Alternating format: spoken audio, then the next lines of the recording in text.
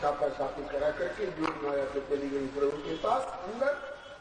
तुरंत योग माया प्रभु पाही जाए निवेदन कियो ताही, जैसी प्रभु ने आज्ञा दी मैंने वैसी मंच व्यवस्था की।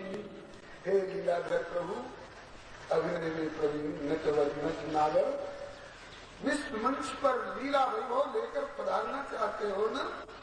जैसी आज्ञा हुई कि मैंने छापा छापी करा कर लीला का मंच तैयार कर दिया। अब किसको कौन पाठ देना है और आप जानो और आपके पार्षद जाने।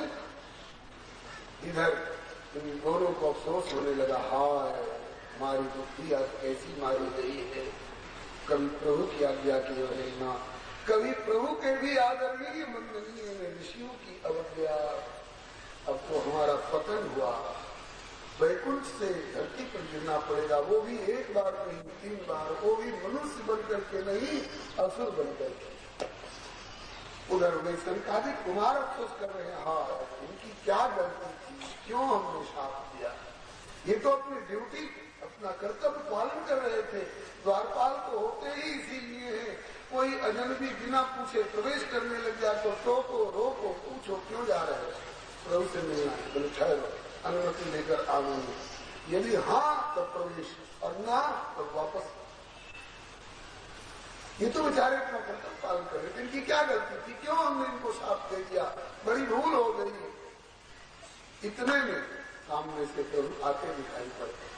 संकादिक ने स्तुति की, जिनकी चर्चा चतुरानंद के श्रीमुख सुनते आए, अहो भाग्य इन नैनन से उन प्रभु के दर्शन पाए। किंतु अचानक पहुंच धाम में भूल भई एक भारी। कृपा सिंधु निज सहज कृपा से अब लीजिए आप सुधारी। धाम में आकर हमसे गलती हो गई, अब सुधार करिए। क्यों क्या आपसे गलती हुई? बोले अपने जरिए ने हमें लक्ष्य लगा करके रोक दिया, हमें रोष नहीं आना चाहिए था, क्योंकि हम तो उनमें से हैं कि सम्मान निरादर आदर ही सब संत सुखी नहीं। लेकिन आज हमें रोष आ गया, हमने इनको शाप दे दिया 3 जन्म तक असुर बनोगे। प्रभु ने कहा कि आपने भूल नहीं की है, आपने ठीक किया है। आप जैसे संतों का अपमान करने वाली और की कौन है? मेरी भुजा भी हो, मैं अपनी भुजा को काट सकता हूँ, फेंक सकता हूँ, लेकिन संत का अपमान करने वाला तो दंडनीय होगा ही। आपने ठीक किया है, लेकिन दंड अभी अधूरा है, क्योंकि सेवक की गलती के लिए स्वामी को भी जिम्मेवार ठहराया जाता है। आपने इनको साफ किया, मेरे पार्षदों को तो दिया, मुझको भी कुछ दंड दीजिए, तब दंड पूरा माना जाएगा। सरकारी की आंखें छलक जाए ना, आप हमें सम्मान दे रहे हैं, ये बात अपनी जगह पर आपकी तरफ से ठीक है, लेकिन भूल तो हमसे हुई ही है। तब तक जय विजय बोले, नहीं भगवान भूल आपसे नहीं, भूल हमसे हुई है। आप जैसे सम्माननीयों को हमने लाठी लगा करके रोका। तब प्रभु ने खुल करके बताया कि न भूल आपसे हुई है, न भूल तुमसे हुई है, मेरी इच्छा से ऐसा हुआ है, क्योंकि मैं धरती पर जाना चाहता था। अब धरती पर जाना चाहता था, इसके लिए कोई बहाना चाहता था, उसी के लिए ऐसे लीला रचाई गई है। बाहर आके प्रभु जी बोले ऐसी मेरी इच्छा, बाहर आके प्रभु जी बोले ऐसी मेरी इच्छा, याही में हित निहित जगत को मिले विविध विविध शिक्षा,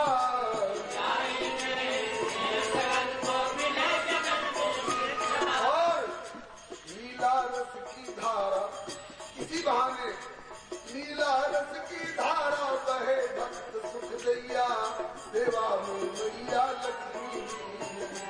नीला रस की धारा बहे भक्त सुख दैया, सेवा में मैया लक्ष्मी।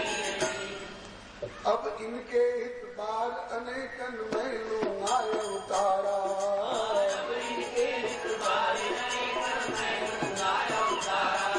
ये असुर बने जब करे उपद्रव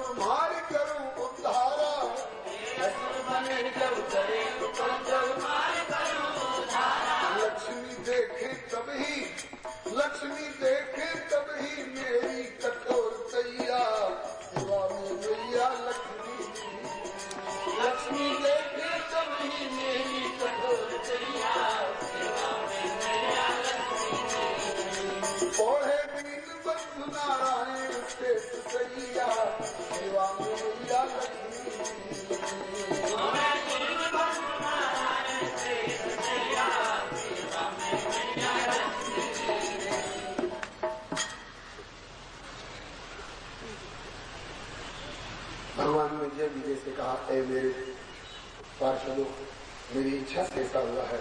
तुम जानते हो ना मैं लीलाधर हूँ? तुम्हें हाँ। कहा कि मैं अपना लीला वैभव लेकर धरती पर जाना चाह रहा था, इसके लिए अगर तुमको यही पाठ दे दिया है तो क्या है? बोले कि प्रभु यही बात थी तो पहले खुल के क्यों नहीं कहे? पहले खुल के कहते थे कि ग्लानि का भाव नहीं होता, अब तो हमें कोई इतराज नहीं है। भगवान बोले, ऐ मेरे प्रिय पार्षदों, इच्छा ऐसी मोरी, यद्यपि घूट कटु गरल सम, किंतु पियो अमीर घोर। अभी ये घूट कल जहर के समान नहीं होगी, लेकिन अमृत की तरफ पी लो, क्योंकि तुम्हारे 3 बार गिरने से जगत के कितने प्राणियों का उद्धार होगा। और ये मत समझना कि केवल तुम्ही को ढकेल रहा हूं, मैं भी आऊंगा तुम्हारे बहाने। तुम्हारा 3 बार जन्म होगा और मेरा 4 बार अवतार होगा तुम्हारे लिए। पहले जन्म में तुम हिरण्यकशिपु हिरण्याक्ष बनोगे, तो तुम्हारा तो एक जन्म हुआ और मैं दोनों के लिए अलग अलग, हिरण्याक्ष के लिए वराह रूप और हिरण्यकशिपु के लिए नृसिंह रूप, तो तुम्हारा एक जन्म और हमारा 2 अवतार। दूसरे जन्म में जब तुम रावण और कुंभकर्ण बनोगे तो मैं श्री राम रूप में आऊंगा। तीसरे जन्म में जब तुम शिशुपाल भक्त बनोगे तो उस समय तुम्हारा फाइनल डिसीजन कर दूंगा। तो तुम्हारा अंतिम जन्म होगा, उस समय मैं श्री कृष्ण रूप में प्रकट होकर के तुम्हारा उद्धार करूंगा। और इस प्रकार से जितने दिन तक लीला करूंगा धरती पर, उतने दिन जीवों को एक आधार मिलेगा दर्शन का और लीला का। और लीला सम्मान करके धाम में चलाऊंगा तो उन लीलाओं को सुखदेव जी व्यास जी गावेंगे और उनको आगे के लोग दोहरावेंगे तो उनका कल्याण हुआ करेगा। सचमुच में प्रभु ने ये लीलाएं नहीं की होती तो हम लोग 10 दिन तक 7 दिन तक बैठ क्या गाते? हम लोगों को यही तो आधार मिला उन तक पहुंचने का। जब इतना प्रभु ने समझाया तब जय और उनने खुशी होकर के कहने लगे, नाथ जैसे ही अंगोछा समर्पित, चाहे इसे माथे पर मान लो, चाहे पैर पोछो, नीचे बिछा लो, ऊपर ओढ़ो, इसी तरह से हम तो आपकी सेवा के उत्तर में जैसे चाहो इसका उपयोग कर लो। जो बनाओ तो बन जाएंगे, जहाँ भेजो वहीं जाएंगे। जो बनाओ तो बन जाएंगे, जहाँ भेजो वहीं जाएंगे। किसी देश में रहे, किसी भेष में रहे, किसी देश में रहे, किसी भेष में रहे, पर तुम्हारे ही कहलाएंगे, जहाँ भेजो वहीं जाएंगे। पर तुम्हारे ही कहलाएंगे, जहाँ भेजो वहीं जाएंगे।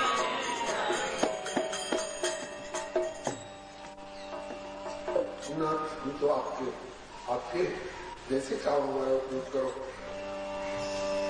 मेरी डोरी प्रभु तेरे कर में, चाहे जंगल में रख लो या घर में।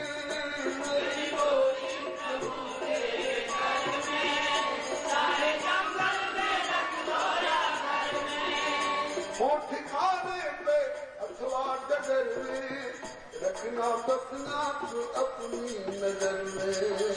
हो ठिकाने पे अथवा डगर में, रखना बसना तो अपनी नजर में। नाम तेरा सुमर तुमको ही याद कर, नाम तेरा सुमर तुमको ही याद कर, नाम तेरा सुमर तुमको ही याद कर, नाम तेरा सुमर तुमको ही याद कर। मन को तुमसे ही बहलाएंगे, जहाँ भेजो वहीं जाएंगे।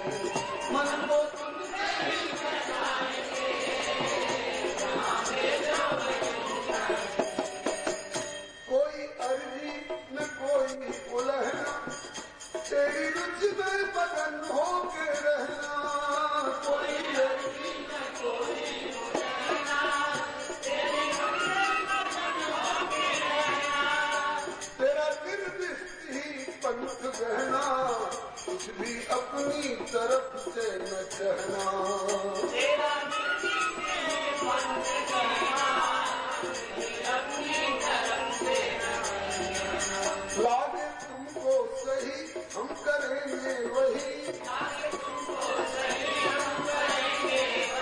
लागे तुमको सही हम करेंगे वही, वो भी किस लिए, जिससे मन को तेरे भाए, यहाँ दे दो वही, जिससे मन को तेरे भाए।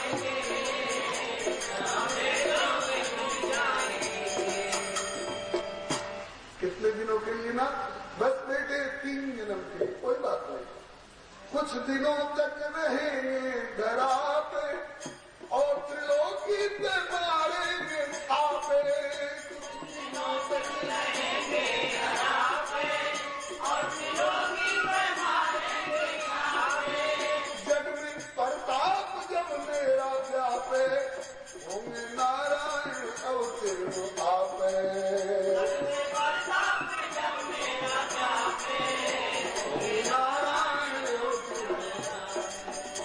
बैर से प्रभु को भज तामसी तन को तन, बैर से प्रभु को भज तामसी तन को तन, बैर से प्रभु को भज तामसी तन को तन, बैर से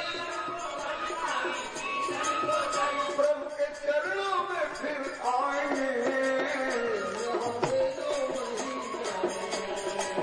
प्रभु के चरणों में फिर आएंगे।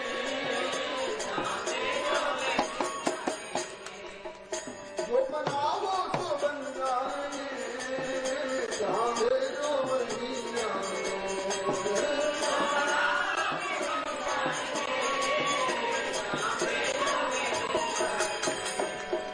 किसी देश में रहे, किसी देश में रहे,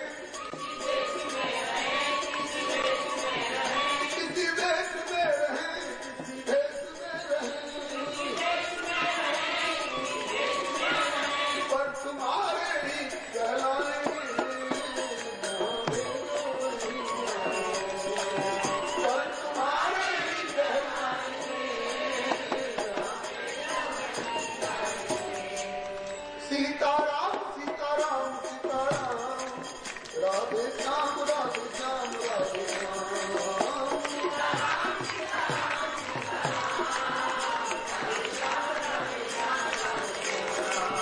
सीताराम सीताराम सीताराम, राधे श्याम राधे श्याम राधे श्याम।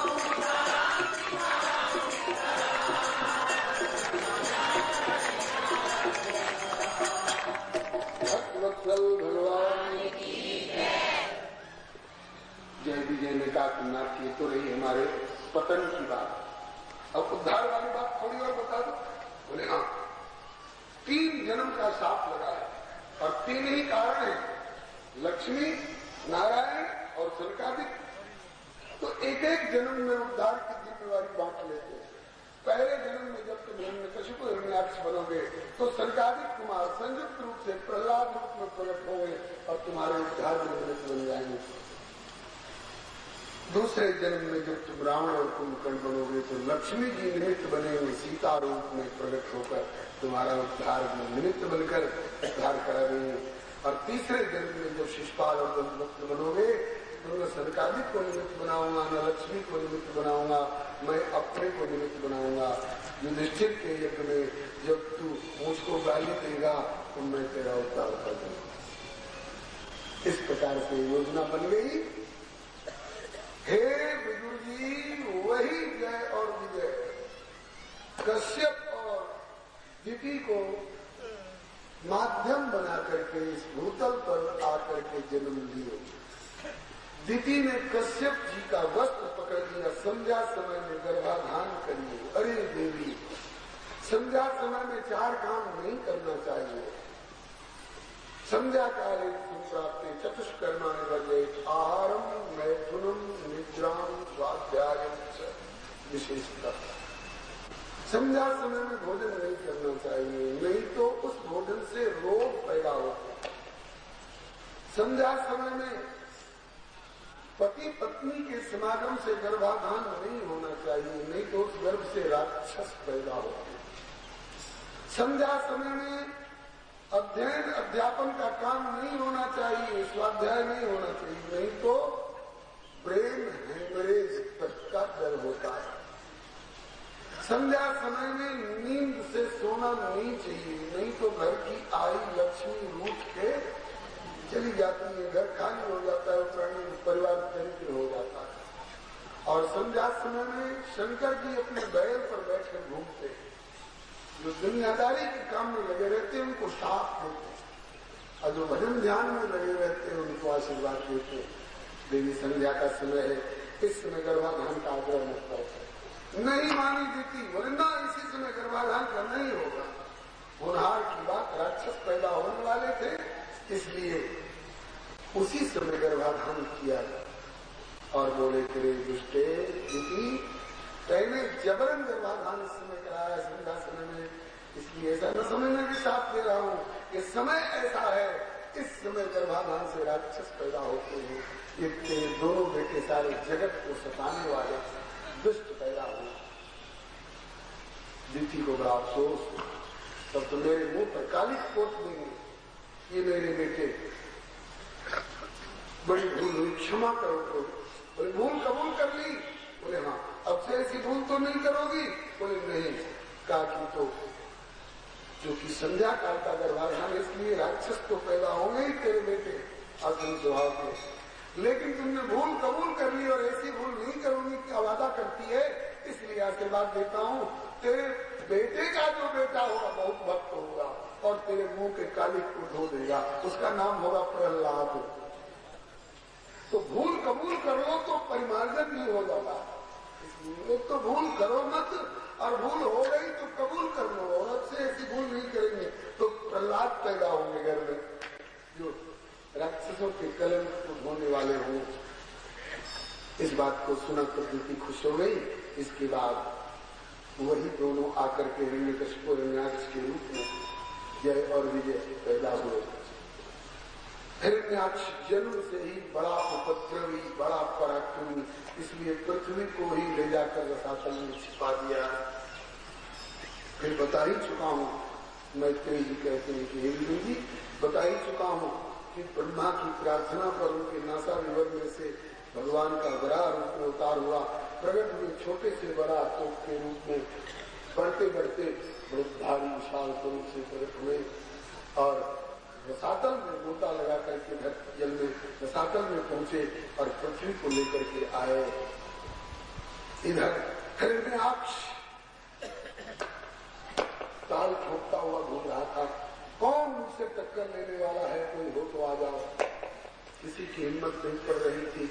नारद जी दिखाई पड़ गए, नारद जी को ललकारा हिरण्याक्ष ने, नारद मुझसे लड़ो, मेरे हाथ में खुशी चल रही है, लड़ने वाले को खोज रहा हूँ। नारद जी बोले कि लड़ना बिल्कुल नहीं जानता हूँ। बोले क्या जानते हो? कहा कि लड़ाना बहुत बढ़िया जानता हूँ। कहा कि लड़ नहीं सको तो कोई लड़ने वाला ही बता दो, किसी से लड़ाई दो। कहा कि लड़ने वाला तो ऐसा बता दो कि तेरे दिमाग को ठंडा कर दे। दिमाग कोई नहीं, तुझको ही हमेशा के लिए ठंडा कर दे। बोले कौन है मुझसे लड़ने वाला ऐसा? बोले कि विष्णु। विष्णु? विष्णु की क्या मजाल जो मुझसे टक्कर ले सके? हाय विष्णु, विष्णु विष्णु विष्णु, हाय विष्णु। नारद जी ने और जैसे आग में घी डाल दिया। बोले अभी अभी मैंने देखा था आपकी पृथ्वी को लेकर कहीं चले जा रहे थे। ओ दम क्रोध में भर गया।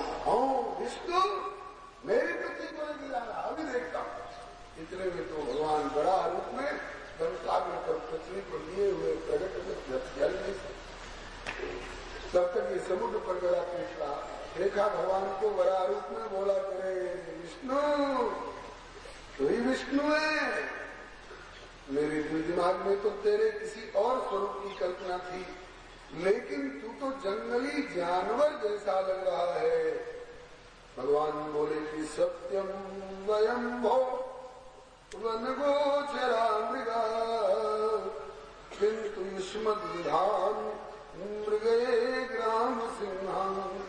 ठीक कहते हैं, मैं जंगली जानवर जैसा लग रहा हूँ, लेकिन तेरे जैसे ग्राम सिंहों को खोजता फिरता हूँ। ग्राम सिंह में कुत्ता जो बस्ती में सिंह बने लोग, तेरे जैसे कुत्तों को खोजता फिरता हूँ। तो दोनों एक दूसरे के साथ भिड़ गए, बड़ी भारी लड़ाई हुई। काफी देर तक प्रभु ने सोचा कि इसको भी जरा अपनी गुजार मिटा लेने दो। इसके बाद ब्रह्मा जी ने आकाश में आकर कहा कि प्रभु खेल मत करो, इसके साथ जल्दी मारो। अधुनैषो नामो योगो मुहूर्त को ये अभी अभिजित नाम का बड़ा सुंदर मुहूर्त है, जल्दी इसको मारो, नहीं तो संध्या वेला आ जाएगी तो काबू में नहीं आएगा, क्योंकि संध्या समय राक्षसों का बल और बढ़ जाता है। भगवान ने मन ही मन कहा कि हाँ, बड़ा लगन मुहूर्त बता रहे हो। लगन मुहूर्त बताना बहुत आसान है, आकर दो हाथ लड़ो तब पता चलेगा कि कैसी मुहूर्त है, कैसा लगन है। लेकिन दृष्टि से आश्वासन मिल दिया कि दौड़ाओ में अभी मारता। एक बार तो प्रभु ने अपनी कौमोद की गदा खींच के मारी, तो कौमोद की गदा जो कभी खाली नहीं जाती है, आज उसके शरीर से, हिरण्याक्ष के शरीर से टकरा कर नीचे गिर पड़ी। हंसा हिरण्याक्ष, अरे विष्णु देख, तेरी गदा मेरा एक रुआ भी टेढ़ा नहीं कर सकती, तू मेरा बाल बांका नहीं कर सकता, और अभी अगर मैं चाहूं तो तुझे मार डालू, लेकिन अभी मारूंगा नहीं, क्योंकि तेरा हथियार नीचे गिरा है। ले जाओ मत, उठा ले अपनी गदा, फिर तेरी खबर दूंगा, क्योंकि मैं धर्म युद्ध का नियम जानता हूं। ऐसा बोला। पहले के राक्षस लोग भी इतना विचार रखते थे, अब के राक्षस लोग तो सोए हुए परिवार को खत्म कर देते हैं बम पटक के। अब के राक्षस लोग तो रेल के डब्बे में बम फिट कर देते हैं। कितने लोग मरेंगे, जितने लोग मरेंगे, इनमें तुम्हारा क्या बिगाड़ा था? कुछ नहीं, बस हमारा मौज, तुम्हारी मौज। ऐसे राक्षस है। भगवान ने चरण अंगूठे फुटबॉल की तरह सपदी उछाली, और प्रभु ने अपनी गदा उठाई। इसके बाद अब यहाँ पर प्रश्न होता है कि प्रभु की खाली नहीं जाने वाली गदा आज खाली क्यों चली गई? जानबूझकर प्रभु ने संकल्प किया। क्यों? लक्ष्मी को अपनी कठोरता दिखानी थी ना, आज मौका आ गया है। लक्ष्मी, पहले हिरण्याक्ष की कठोरता देखो, फिर मैं अपनी कठोरता दिखाऊंगा। वज्र से कठोर मेरी गदा, और वो मेरी कठोर गदा उसके शरीर से टकराई और नीचे गिर पड़ी। इसका मतलब मेरी गदा से भी कठोर हिरण्याक्ष। और अब उस हिरण्याक्ष को देखो मैं कैसे मार रहा हूँ, तीर से नहीं, तलवार से नहीं, चक्र से नहीं, गदा से नहीं। हिरण्याक्ष दौड़कर प्रभु के पास गया कि मारी खींच के। तब तक प्रभु ने तम मुष्टिभिर विनिघ्नन्तम वज्रसारैर्भुक्षयः करेण कर्णं यथा त्वाष्ट्रम मरुत्पत्ति। ऐसा खींच के समाचार उसके कनपट्टी पर, इसको संस्कृत में गंडस्तु बोलते हैं, ऐसा कस के समाचार मारा कि चक्कर खा करके गिरा, आंखें बाहर हो गई, खून उगलता हुआ और धराशायी हो गया। और क्रूर दृष्टि से प्रभु की ओर ताकता हुआ, दांत पीसता हुआ, और उसका प्राण हो गया। देवताओं ने फूलों की वर्षा करी, जय जयकार करी। बोलो श्री पतित पावन भगवान की जय, श्री बड़ा भगवान की जय, श्री भक्तवत्सल भगवान की जय, श्री पतित पावन भगवान की जय। इस प्रकार से हिरण्याक्ष का वध हुआ और बड़ा भगवान की जय जयकार हुई।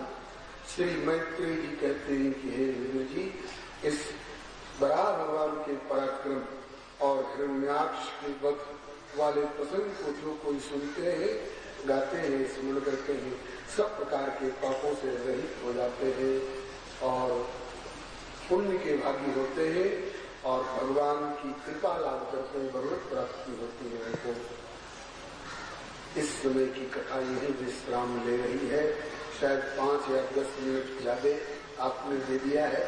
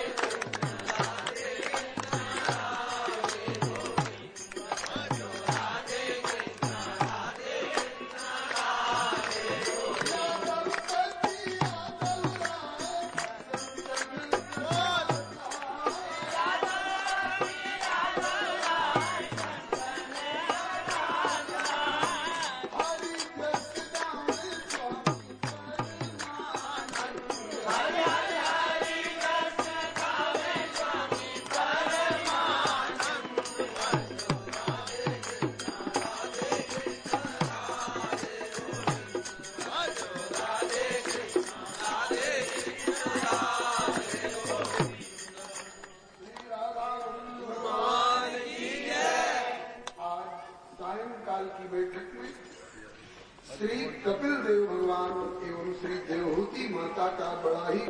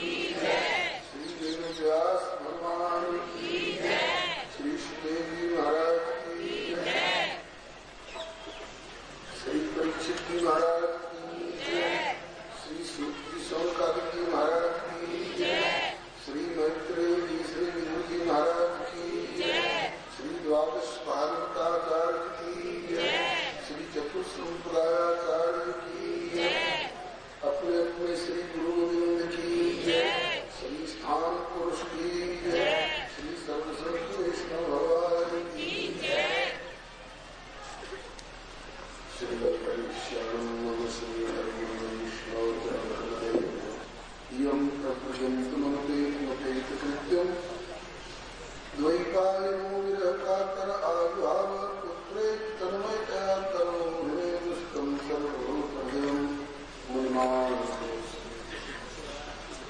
यस्वभाव संसार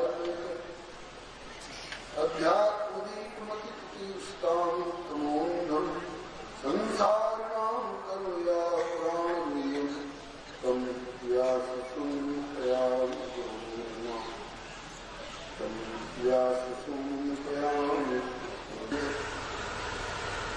भक्त भक्ति भगवंत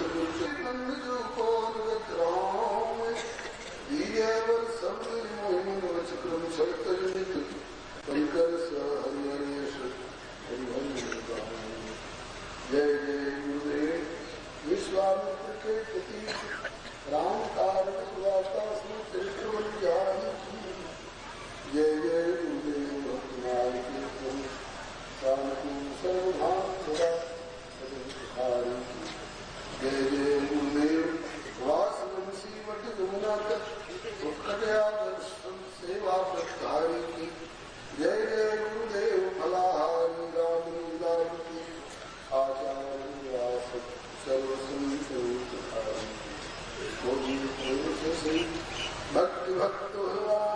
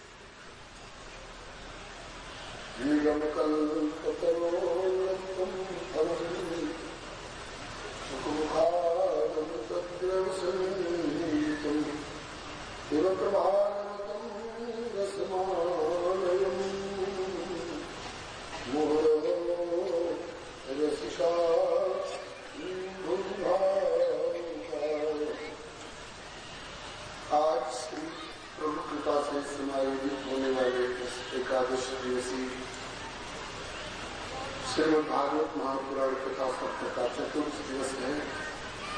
श्री प्रभु कृपा से अपराह्न की बैठक में कथा प्रारंभ होने जा रही है। आप लोग अपने अपने स्थान पर शांतिपूर्वक विराजमान रहकर समाहित चित्त से कथा का श्रवण करें। श्री प्रभु कृपा से पूर्व प्रसंग में आपने तीसरे स्कंध में श्री वराह भगवान के द्वारा आदि हिरण्याक्ष का वध एवं पृथ्वी को यथास्थान पधराने वाले प्रसंग पर्यंत कथा का श्रवण किए। अब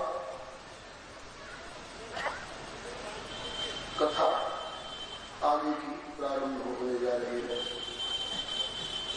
आपको ध्यान होगा एक ही कथा कालक्रम से अलग अलग समय पर 3 जगह हो रही है।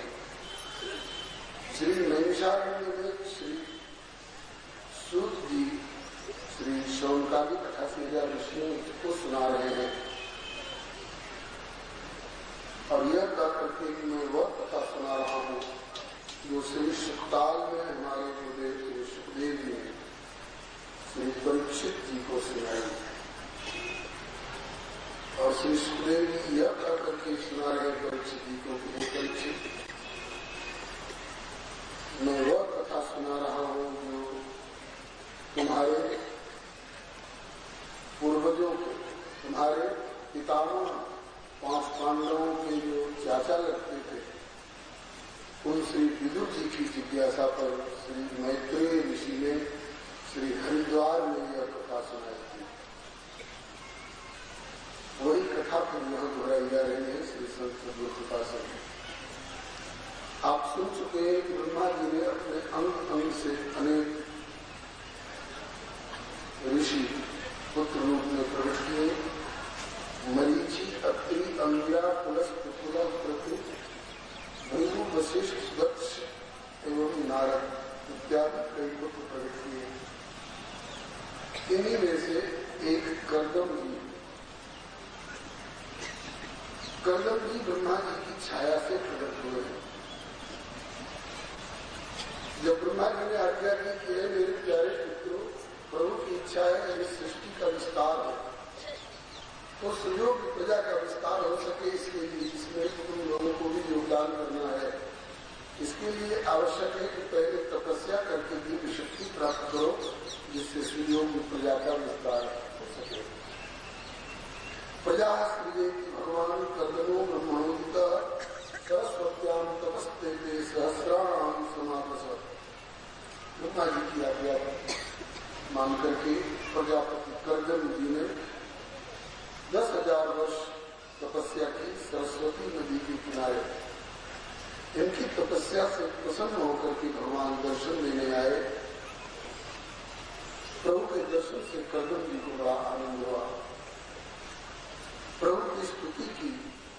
प्रभु ने प्रसन्न होकर के कहा, हे कर्दम जी, आपने जिस भाव से तपस्या के द्वारा मेरी आराधना की है मुझे मालूम है। प्रजा विस्तार की इच्छा से आपने तपस्या की है। मैंने उसके लिए व्यवस्था पहले से कर रखी है। विदित्वा औचित्यम में प्रेम समयोजित यदर्थमात्म इसको वाहन समर्पित। आप अपने आश्रम पर विराजमान रहने भजन करते हुए उसी समय में आदि सम्राट श्री स्वयं मनु जी अपनी पत्नी शत्रुपा एवं अपनी मझली बेटी देवहूति के साथ पधारेंगे। आप आग्रह करेंगे कि मेरी बेटी का पानी ग्रहण करें, तो आप उनकी मध्यमा कन्या देवहूति का पानी ग्रहण कर लेंगे। उनसे सृष्टि का बहुत विस्तार होगा। और तो और मैं स्वयं पुत्र बनकर के आपके यहाँ आकर के प्रकट होगा। और तत्व संहिता, जिसको सांख्य शास्त्र कहते हैं, उनका प्रणयन करूंगा। ऐसा कर करके भगवान वहां से विदा हो गए। भगवान के दर्शन से श्री कर्दम जी के हृदय में और कर्दम जी के दर्शन से भगवान के हृदय में ऐसा प्रेम, ऐसी करुणा हुई थी उस समय कि दोनों के नेत्र से प्रेम के अश्रु बिंदु गिरे थे वहां। इसलिए उस क्षेत्र का नाम पड़ गया बिंदुसर। बिंदुसर बड़ा प्रख्यात क्षेत्र माना जाता है। तो नंदी उस क्षेत्र में रह करके और लोग कृपा लाभ करते हैं। प्रभु के चले जाने के बाद उनके निर्देशन के अनुसार श्री कर्दम जी अपने आश्रम पर भजन कर रहे थे। उसी समय में श्री मनु जी महाराज आदि सम्राट श्री स्वयंभू मनु जी अपनी पत्नी शत्रुता देवी एवं मध्यमा कन्या नंदी बेटी श्री देवहूति जी के साथ कर्दम जी के आश्रम पर पधारे और आग्रह करने लग गए। प्रियवतोत्तान पदो स्वसेयम विहिता मम अन्विच्छति पतिं युक्तम वय श्री गुणानिधि। हे श्री कर्दम जी, ये मेरी मझली बेटी देवहूति है, जो उत्तानता और प्रियव्रत की बड़ी प्यारी बहन है। श्री नारद जी इत्यादि संतों के श्री मुख से आपके दिव्य गुणों की चर्चा सुनकर इसमें आपको पति रूप में वर्ण करने का निश्चय किया है। आप ये अनुरूप वय से गुण इत्यादि में यह अनुकूल रहेंगी। आप कृपया इसमें कन्या का पानी ग्रहण करें। श्री कर्दम जी बोले, ठीक है। प्रभु ने आज्ञा भी करी थी। सृष्टि विस्तार, प्रजा विस्तार के लिए मुझे पत्नी की आवश्यकता भी है और आपकी कन्या में एक सुयोग्य धर्म पत्नी होने के अच्छे अच्छे लक्षण भी हैं। इसलिए मैं इनका पानी ग्रहण कर तो सकता हूं, लेकिन एक शर्त के साथ। हाँ कहिए क्या शर्त है आप? बोले कि अतो भविष्य समय यावत तेजो विभ्रियादात्मनो में अतो धर्मान पारमहंस मुख्यान शुक्लप्रोक्तान बहुमन्ये। जब तक आपकी कन्या के गर्भ से संतान की उत्पत्ति न हो जाएगी, जब तक इन्हें संतान की प्राप्ति नहीं हो जाएगी, तब तक मैं गृहस्थाश्रम में रहूंगा। संतान की प्राप्ति होते ही जिस दिन मैं चाहूं अपना वैराग्य संभाल लूंगा, जंगल में चला जाऊंगा भजन करने के लिए, तप करने के लिए। कोई मेरी कलाई नहीं पकड़ सकता है कि अभी आपकी ये जिम्मेवारी बाकी है, ये बाकी है। संतान की उपलब्धि होते ही मैं भजन करने के लिए, तप करने के लिए जंगल में चला जाऊंगा। कोई मुझे रोक नहीं। अगर ये शर्त मंजूर हो तब तो मैं आपकी कन्या का पानी ग्रहण कर सकता हूँ।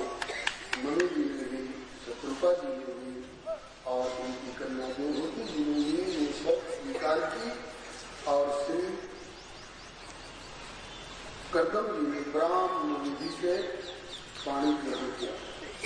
अपनी कन्या कर्दम जी के हाथ में सौंप कर कन्यादान करके विधिवत श्री मनु जी अपनी राजधानी बरिष्मतीपुरी को वापस लौट गए।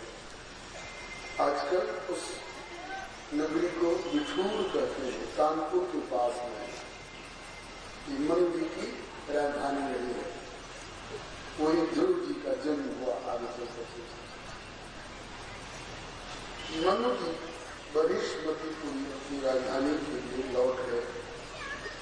अब आगे के अध्याय में श्री मैत्री जी कहते हैं पितृभ्याम प्रस्तुते साध्वी पत्नी पूजा नित्यम परिचय विद्या भवानी भगवं प्रभु।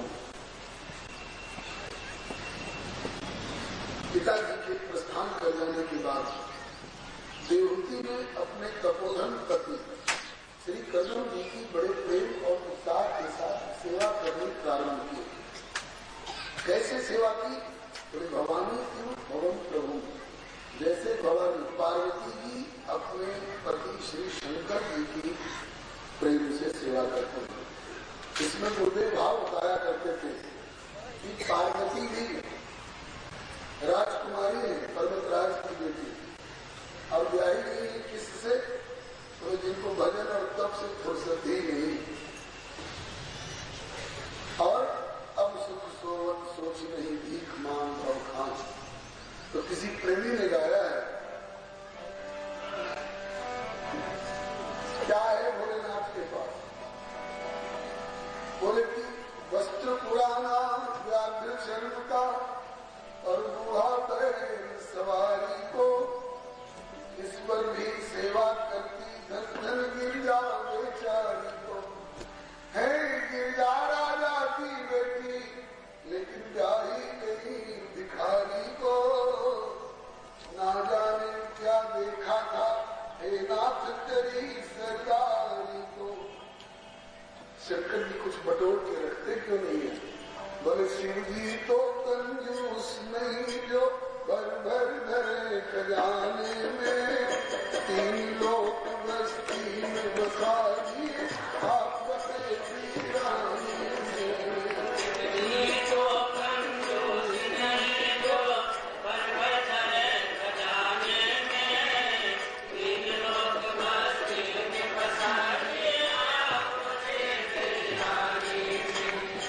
धन भोलेनाथ आपके कौड़ी खजाने में।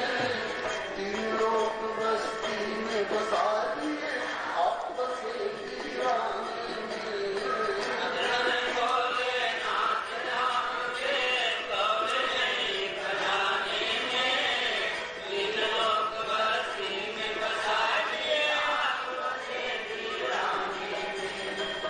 श्री गौरी शंकर भगवान की। राजकुमारी होकर भी पार्वती जी एक तपोधन से ब्याही गई है, लेकिन ग्लानि नहीं है। मैं राजकुमारी होकर लाकर चौड़ी बर्फीली चोटी पर डाल दी गई, कोई सुख सुविधा नहीं, बड़े प्रेम से अपना सौभाग्य सराहते हैं। विश्वनाथ कौन उनकी महिमा जानता है। विश्वनाथ मम नाम पुरारे प्रभु महिमा विद्यमान। ऐसे ही आज सम्राट की प्यारी राजकुमारी है देवहूति, लेकिन ब्याही में झोपड़ी में रहने वाले एक जटाधारी तपोधन ऋषि के साथ, कलंदी के साथ। इस बात की दीवानी नहीं है कि मैं राजकुमारी होकर लाकर झोपड़ी में डाल दिए। बड़े प्रेम और उत्साह के साथ अपना सौभाग्य सराहती हूँ। मैं बड़ी भाग्यशाली नहीं हूँ, ऐसे तपोधन पवित्र आत्मा पति प्राप्त हुए। बड़े उत्साह और प्रेम के साथ सेवा करने लग गए। नियम है, धर्मात्मा पति यदि तपस्या में रहते हैं, भोगों का परित्याग कर रखा है, तो पत्नी भी भोगों का संग्रह न करे। इसी नियम के अनुसार जब राम जी ने जानकी जी को समझाया कि तुम जंगल के योग्य नहीं हो सीते, तुम घर में रहो, श्री किशोर जी ने प्रश्न किया है, मैं सुकुमारी और नाथ बन जो तुम्हें उचित तप और मोक हो। ना मुझको सुकुमारी बता रहे हैं, तो क्या आप तो कठोर?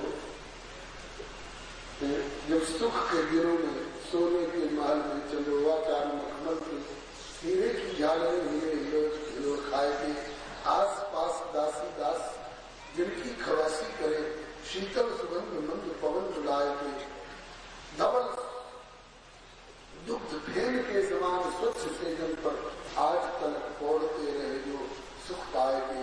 और सोई रघुनाथ अब हाथ शीश सो लगाए सोए, पाथरी शिला पर उस साथी बिछाए थे। जब सोने के महल में सुख के दिनों में आपका साथ दिया है, तो विपत्ति के दिनों में वनवास के समय में मैं आपका साथ छोड़कर आप धरती पर जंगल में सोए और मैं महल में पलंग पर सोऊं, एक पतिव्रता के लिए उचित नहीं होगा।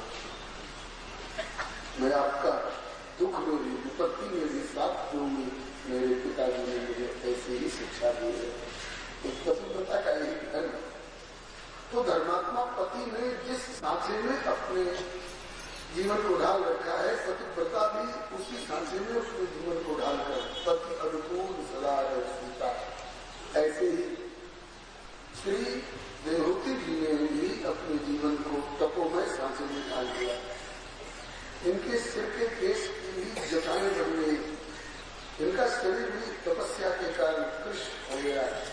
बुढ़िया शरीर की लगने लग गई, लगता नहीं था कि कहीं की राजकुमारी है, लेकिन मन में खेल में बड़ी प्रसन्नता है, सेवा में लगी हुई है। बहुत दिन बीत जाने पर कर्दम जी का ध्यान इस बात पर गया, अरे ये आदि सम्राट की राजकुमारी है, मैंने इनका पानी ग्रहण किया था और उसके बाद भजन तपस्या में ही लग गया।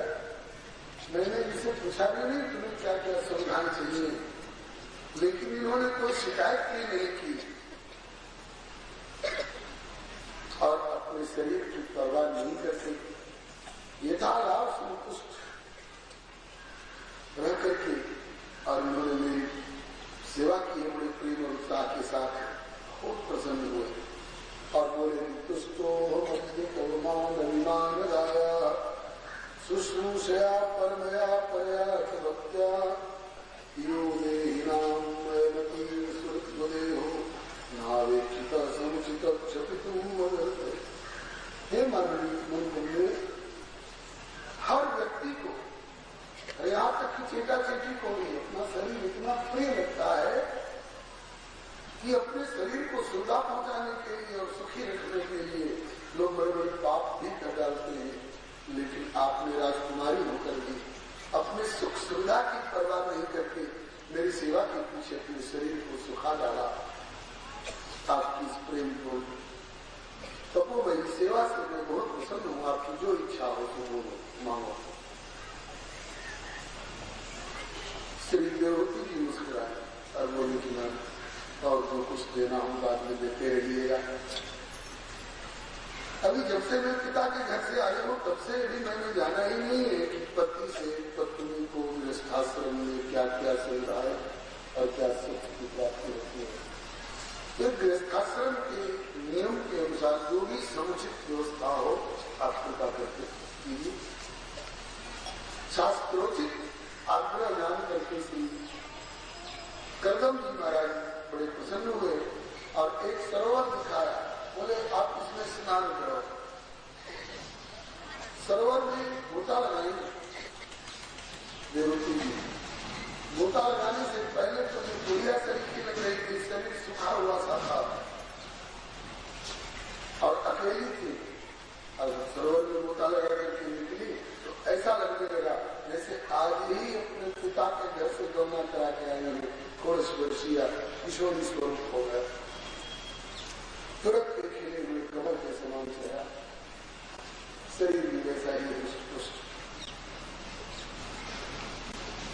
और किनारे पर सैकड़ों दासियां खड़ी हैं, आंगना, कंघी, तेल, फुलेल, वस्त्र, आभूषण, अंगराग इत्यादि लेने करके और आग्रह कर रही है, वयम करी स्तुभ्यम साधिन करवाम किम। महाराज जी हम आपकी सेविकाएं हैं, आप हमें आज्ञा करें, हम आपकी क्या सेवा करें।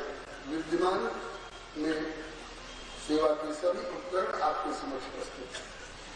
एक तौलिया से उनके शरीर को पोषने लगे, एक वस्त्र प्रदान कराने लगे, कई उनकी चोटी बूझने लगे और अंगराग आभूषण इत्यादि से सजाने लगे। एक बार तो देवहूति जी को बड़ा आश्चर्य हुआ, इस सुनसान कुटिया में इतना वैभव ये सब कहां से आया, जो देवराज इंद्र को भी दुर्लभ हो। ऐसे ऐसे सुख साधन में कहां से आ गए, समझने में देर नहीं लगी कि विधि विस्मयदायक विभव मुनिवर तपोबल हमारे तपो धनपति ने अपने तपोबल से संकल्प द्वारा सारा अनुभव प्रकट किया है। इसके बाद करदम जी ने भी अपना 16 वर्षीय किशोर स्वरूप प्रकट किया अपने संकल्प द्वारा, और पुनः संकल्प द्वारा एक कई मंजिला विमान प्रकट किया। वो विमान क्या था, कई मंजिला महल था, उसमें पलंग, गद्दा, तकिया, नौकर, चाकर, खान पान सभी प्रकार के गृहस्थाश्रम में काम आने वाले सुख साधन थे, उपकरण थे। उस विमान में अपनी पत्नी देवहूति के साथ विराजमान होकर के श्री करदम जी ने दीर्घ काल तक देवताओं के विहार स्थलों में वैश्रम्भक वन, शोषण वन, नंदन वन, पुष्पभद्रक वन, चैत्ररथ वन, मानस वन, ये देवताओं के विहार स्थल है, उद्यान है। इनमें घूमते फिरते दीर्घ काल तक अपनी पत्नी देवहूति के साथ में विहार करते रहे। समय पाकर कालक्रम से 9 कन्याओं की प्राप्ति हुई। समय बहुत बीत चुका था। इस बीच में करदम जी को इस बात पर ध्यान गया, अरे कि गृहस्थी का जाल देखो कैसा है, कहाँ तो मैं तपोधन भजनानंदी ऋषि था और कहाँ गृहस्थी के जाल में फंसा तो सारा भजन तक भूल गया और किसी भव प्रभाव में पड़ गया। लेकिन अब तो मैं स्वतंत्र हूँ, क्योंकि 9 कन्याओं की प्राप्ति हो चुकी है। मैंने शर्त लगाई थी कि जब तक संतान की प्राप्ति हो तभी तक घर गृहस्थी के बंधन में रहूंगा। और पुत्र तो हुआ नहीं था, तो क्या कन्याएं संतान नहीं है, क्या कन्याएं नहीं संतान है। श्री हरे। और ये कन्याएं भी साधारण नहीं है, हाँ, मातृशक्ति की बड़ी महिमा है। जालौन वाले ब्रह्मचारी बाबा कहा करते हैं, यदि ये अपने स्वरूप को संभाल करके रखे, इनमें बड़ी शक्ति होती है, बड़ी इनकी महिमा होती है। एक बार नारी त्रिदेव को बना के शिशु पातिव्रत्य बल पालने में झुलाती है। पहचान में होगा तो भारतीय होने बिना फिर माता अनसुईया, जो अनसुईया के व्यक्तित्व से परिचित नहीं है उसे अपने को भारतीय कहने का अधिकार नहीं है। इतना ही सारा पर्याप्त है। अनसुईया एक बार